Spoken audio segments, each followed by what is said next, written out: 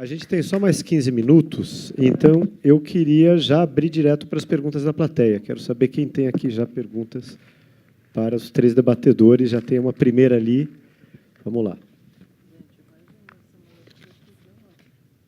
E tem qualquer. Primeiro ele, depois Alice. Boa noite. Meu nome é Juliano.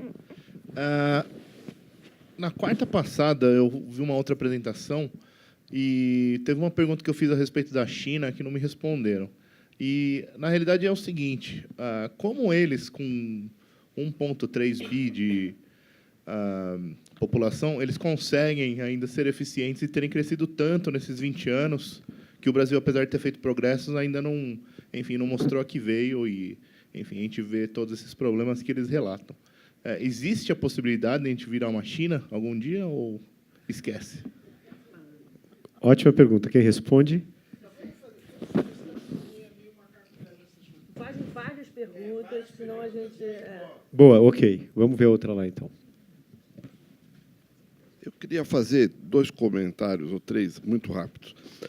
Uma solução que houve na época do governo militares, o presidente Castelo Branco nomeou uma elite de funcionários em altos cargos que fizeram a máquina andar naquela época, que era diferente, né? Eu reconheço. A segunda é que, ao invés de extinguir, seria necessário acabar com serviços desnecessários, mesmo que o funcionário fique em casa. Eu vou dar um exemplo. Acaba com a justiça militar e deixa o funcionário em casa ou aloca ele para outro lugar, ou com o sistema da Anvisa. Não sei se vocês sabem, a rede ferroviária federal ela foi fechada, mas o funcionário ferroviário ele não pode trabalhar em outro lugar. Portanto, ele tem que ficar em casa, obrigatoriamente, ganhando. Quer dizer, então, os próximos concursos deveriam ser feitos de uma maneira flexível que impeça esse tipo de coisa. Agora, eu queria falar um pouquinho da Petrobras sobre estatal. Agora, todos os economistas falam em custo de oportunidade. Antes de tentar vender petróleo por preço internacional, eu acho que eu não acredito nem no Conselho de Administração, nem no Conselho Fiscal da Petrobras e nem na Ernst Young. Eu acho que ninguém no mundo conhece a Petrobras por dentro. Por exemplo, quantos jornalistas têm funcionários da Petrobras? E quanto eles pagam de assessoria de imprensa? Quantos advogados funcionários têm e quanto eles pagam para escritórios de advocacia privados? Quanto eles gastam de patrocínios? Quanto eles gastam de promoções?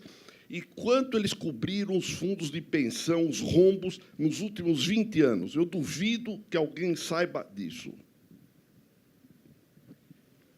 Mais alguma pergunta? Vamos lá. Boa noite, meu nome é Fernando. A pergunta acho que é mais para a Ana e para a Regina. Eu atuo no setor privado e tenho grande interesse pelas questões relacionadas à gestão em geral, em particular a gestão pública. E chamou atenção na fala de vocês, que trata sobre a reforma do Estado, a dificuldade de resolver uma infinidade de questões que, com todo respeito, e fazendo um elogio aqui à casa que nos recebe hoje, acho que um estudante do 2º semestre do INSPER saberia o que prescrever, por exemplo, em política de incentivos, recursos humanos, gestão de suprimentos, contratação de fornecedores, ou seja, uma série de questões que acho que já foram resolvidas no setor privado há séculos, há muitas e muitas décadas. Então, a minha questão, o que me chamou a atenção, foi a não discussão do escopo do Estado, né? Então, há uma enorme dificuldade para se falar, aplicar à gestão pública uma série de ferramentas que são triviais no setor privado, mas, ao mesmo tempo, por que não fazer a gestão privada de hospitais públicos, ou a gestão privada de universidades públicas, ou a gestão por uma série de modelos de parcerias que existem, etc. Bom, mais alguma ou mais uma só, porque senão vai ficar muito... Eu estou anotando aqui as perguntas. A Helena falou uma hora ali me chamou a atenção. Ela falou assim, as pessoas não sabem de quem é uma empresa pública. E aí eu lembrei, na época, agora há pouco, com esse quiprocó dos caminhoneiros, que os jornais, quando o governo começou a sambar sobre o que fazer ou deixar de fazer, falou-se muito no tesouro. E as pessoas também não fazem a menor ideia do que seja tesouro. E aí a conclusão é, todo o lobby, né, os sindicatos, quem for, que luta pelos privilégios, pela manutenção dos privilégios, eles têm um aliado muito forte, que é a opinião pública, que é muito manipulável por ignorância. Aqui você tem aqui umas 3 dúzias de pessoas que tiveram sorte de assistir essa palestra. A grande verdade é que a opinião pública, em geral, não tem esse discernimento, não tem esse conhecimento. Minha pergunta é se vocês conseguem imaginar uma estratégia para entrar nessa guerra de narrativas, para poder combater o terrorismo que é feito sobre esse assunto. Por exemplo, de novo, a Helena, quando ela comentou que a pergunta ideal seria: você prefere 10 bilhões, por exemplo, nessa empresa ou na saúde? Essa pergunta não é feita, mas, na verdade, não é feita por ninguém, não é feita nem nas pesquisas e nunca é colocada de uma maneira muito clara. Então, o que eu estou pensando aqui é em tentar trazer para o lado de cá, por assim dizer, a opinião pública, ensinando, educando, fazendo as pessoas entenderem como funcionam as coisas. É isso. Bom, vou passar a bola para elas. Só respondendo, uma coisa que você perguntou, o número de jornalistas da Petrobras é maior do que da revista Economist, contando com as sucursais americanas. Essa parte eu pesquisei. Tem mais de 100 jornalistas na Petrobras. Bom, para vocês... Eu gostei dessa pergunta da opinião pública aí. Alguém já não quer começar por ela? Por favor. Eu vou voltar a bola, quer dizer, eu acho que a imprensa tem um papel fundamental nisso, né? Porque não é raro que editorialistas e tudo isso repitam essas respostas muito fáceis e muito superficiais, ou defendendo, né, a solução burocrática, ou defendendo simplesmente o corte de gastos como a solução para tudo. Então, acho que tem aí um ponto importante de formação da opinião pública que, quando esclarecida, discerne muito bem do que se trata, né? Eu acho que, se tivermos mais veículos de imprensa mais esclarecidos eles próprios e que pautem diferentemente o debate, seria um belo avanço. Desculpa, mas eu queria, como eu sou da imprensa, eu queria colocar uma questão que é a seguinte: não falta também os políticos abraçarem as causas? Isso que a Helena falou aqui, eu não vi nenhum político falar, nenhum candidato falar: olha, em vez da Petrobras, vamos botar na educação, em vez da Petrobras, vamos botar na saúde. Lembrando que tem vários países, na Austrália, que era um dos países mais fechados em imigração, um político foi lá, abraçou a causa da imigração, hoje a Austrália é um país aberto. O Uruguai, que era um país católico, foi um político lá e falou: não, vamos aprovar o aborto. Aprovaram o aborto. Não falta um político com coragem no Brasil? Bom, isso está claro, né? Porque todo mundo vinha falando de privatização, parecia que tinha saído do armário, começa a campanha eleitoral, todo mundo começa a qualificar o que é privatização. E a única pessoa que fala de privatização fala só do lado fiscal. Vou vender tudo de uma vez só, em um ano, para quitar dívida, o que é um absurdo. Você não vai ganhar coração e mente com essa maneira. Eu acho que tem o problema, respondendo ao Mário, é um problema de defeito de nascimento. Assim, para a gente ter que consertar. Porque, quando a gente foi fazer privatização, eu mesmo, quando entrei no BNDES para fazer privatização, eu tinha aquela cabeça assim dos nossos tempos sociais democratas, a reforma do Estado, o discurso da reforma do Estado. Aí tive que conviver com a realidade da privatização das estatais, virei muito mais radical. O que acontece é o seguinte: acabou o governo Fernando Henrique, ninguém nunca defendeu privatização, muito pelo contrário. A privatização saiu de todas as políticas e voltou só em 2014. Uma coisa envergonhada, etc. Depois, a imprensa é contra a privatização, de fato. Porque, por exemplo, na época que eu estava no governo, as pessoas falaram assim: Helena, você privatizou e a campeã de queixas da privatização é a Light. Eu falei: lógico, antes não tinha para quem reclamar, agora você tem para quem reclamar. Aí ela falou assim: mas minha conta aumentou tanto por cento. Eu falei: isso vai dar R$ 2 na sua conta de luz. Ontem, o Banco do Brasil foi capitalizado em 10 bilhões por causa do calote dos ruralistas. Você não está preocupado com isso? Porque não percebe. O imposto é uma coisa assim, fluida, diluída, com interesses concentrados. A gente tem várias teses sobre interesses concentrados versus interesses dispersos. Então, eu diria o seguinte, que você teve um defeito, as pessoas nunca defenderam privatização. Só para te contar uma história. Quando eu estava lá no governo, Serra era o ministro, a gente falou assim, Serra, a gente não vai ganhar essa batalha, vamos começar a fazer um negócio, que é o seguinte, toda escola e hospital que a gente fizer, o dinheiro não é carimbado, entra para pagar a dívida, o dinheiro vai ser... A gente bota assim, financiado com os recursos da privatização. Era o Peru fazia isso. Aí nós submetemos isso ao Ministério da Fazenda. Nós no Peru fizeram isso? Tinha, assim...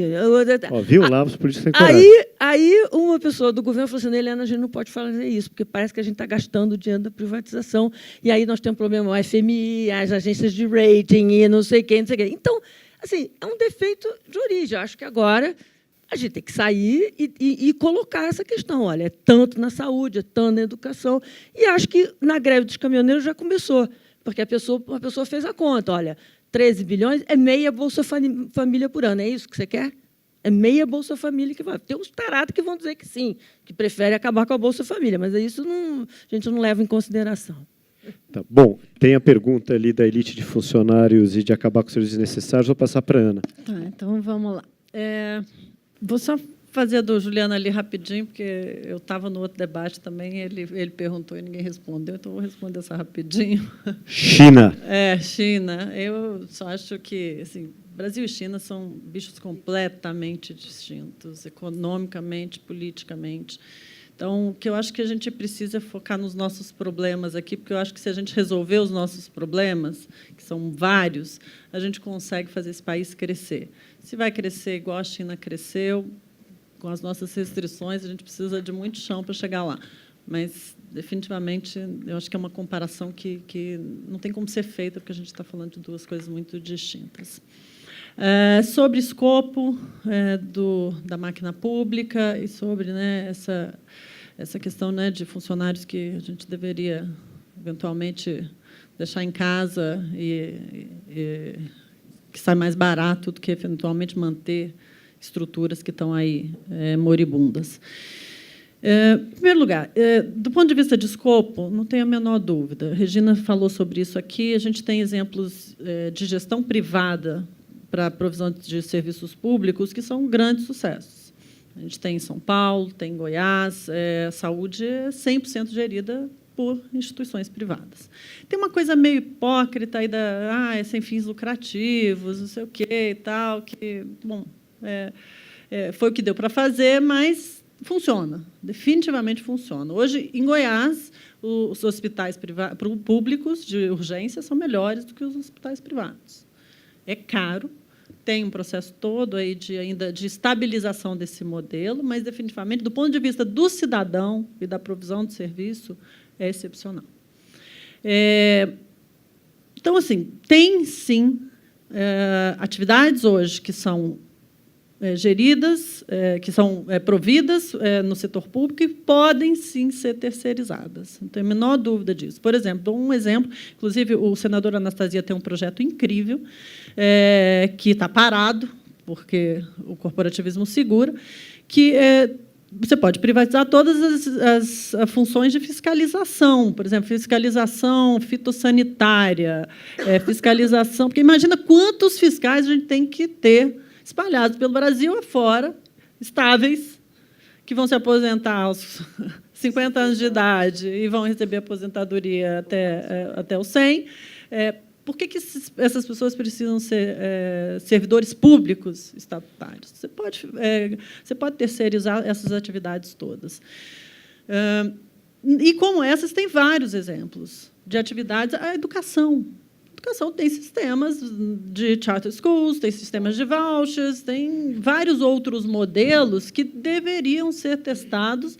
Em Goiás, tentamos, o Ministério Público veio em cima, dizendo que não podia, mas eu acho que, devagar, a gente vai quebrando esses paradigmas e vai avançando nessa direção. Agora, a gente não pode se iludir, porque há, sim, uma máquina que ela vai existir aí hoje, amanhã, daqui a 20 anos. E o exemplo da Inglaterra, que a Regina deu. Hoje, a Inglaterra tem o mesmo número de servidores públicos que tinha em 1930. Então, dá para fazer, porque existem atividades que elas serão, sim, desempenhadas pelo setor público, só que a gente tem que achar a forma eficiente de fazer isso. E ela existe. Isso é que é mais importante. Ela existe e a gente só precisa enfrentar. É o que a Helena falou, precisa de alguém que vai dizer, olha, vamos fazer, vamos mexer, vamos botar o dedo na ferida. E é isso que a gente espera de uma liderança para tocar essa agenda. Eu posso acrescentar? Bom, então, por favor, aspecto? só para dizer que está, infelizmente, porque a No conversa está horário. ótima, a gente está no horário, mas vamos, então, passar aí a Não, considerações porque finais. Eu acho importante lembrar que também... Cadê o Fernando? Não é tudo igual no setor público e no setor privado. Quer dizer, essa experiência das organizações sociais e tudo isso, né, que eu estava me referindo, é exatamente tirar, né, de dentro do Estado, mas tem imperativos que são muito específicos do Estado. A transparência é um deles, tá certo? A medir desempenho no setor público é muito mais difícil do que no setor privado, porque você tem uma rede de organizações, uma constelação de organizações, tem objetivos que são conflitantes. O que é melhor? Proteger o meio ambiente ou desenvolver o país, o Estado, o município, o que for? Tudo, sim, precisa fazer tudo. Como é que você concatena objetivos muito importantes, mas que puxam em direções contrárias? Como você coordena, né, todos os setores? Como é que você lida com a pobreza? Não adianta ter uma organização, você vai ter que ter saúde, educação, justiça, segurança, assistência, quer dizer, uma série de coisas concatenadas. Como faz isso tudo? Então, tem imperativos que são muito típicos do setor público, né? E, de novo, ingleses, mas também americanos, né, Mark Moore, então, trabalham com o conceito de criação de valor público, né, e medem isso. Então, a gente precisa aprender a medir isso, que é muito além só de eficiência e efetividade, é uma junção de tudo, né, que é essa ideia de como medir a criação de valor público com os recursos de que você dispõe. Então, só para marcar isso, quer dizer, não é só copiar, trazer e fazer aqui. Tá? É difícil, mas é possível. Então, vamos aqui passar para a Helena para as considerações finais. Por causa da Petrobras. Dessa questão de ousadia, a gente tem que usar com escola vouchers, charters, e eu acho que tem uma coisa que está avançando muito no último ano, que é a demanda por gestão e transparência. E eu acho que a revolução do TechGov que a gente está vendo agora, isso vai ser inevitável. Então, eu sou otimista para a gente chegar lá. Em relação à Petrobras, para a gente encerrar, uma coisa não exclui a outra, né? Se a Petrobras tem desperdício, a Petrobras já cortou muito, conheço o balanço, caiu 30% em custos num trimestre, em um ano, quando o Pedro estava lá, mas se a Petrobras tem gente sobrando, isso não significa que ela não deva cobrar o preço dela pelo custo de oportunidade. Essa é a minha opinião.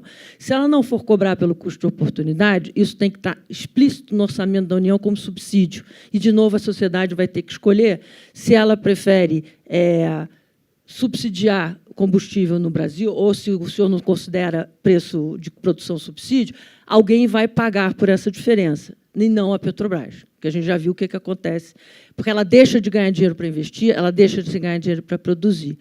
Tudo isso que a gente está falando só confirma a minha sensação. Não há saída sem a privatização. É tudo paliativo para a gente manter um Estado que vai trabalhar sempre aquém do aquilo que a população precisa, por questões culturais, por questões legais. Não é que o Estado é malvado ou que todo mundo é mal intencionado. Está provado que não funciona. E a gente precisa para uma coisa mais radical. Gente, muito obrigado. Eu queria agradecer ao Sérgio Fausto pelo convite, agradecer a vocês, um excelente debate aqui. E até a próxima aqui no INSPER. Até mais.